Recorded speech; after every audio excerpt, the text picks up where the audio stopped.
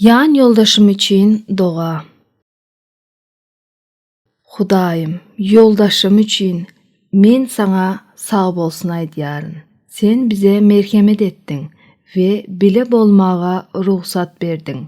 Rebbim, men yoldaşymy eziz görmek we alada etmek we oňa ak pata bolmak isleýärin.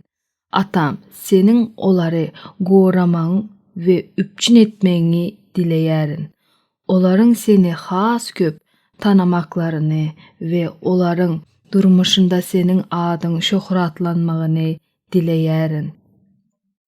Gudraty güçlü Hudaý, bize çağılary vermek bilen ýalkandygyň üçin sağ bolsun aýdýaryn.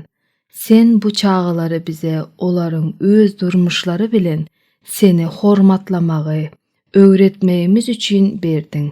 Hudaýym, olary doldurmak we ulaltmak üçin bize gerekli akyldarlyk berersiňmi? Bize sabırlılık ve söýgü ber.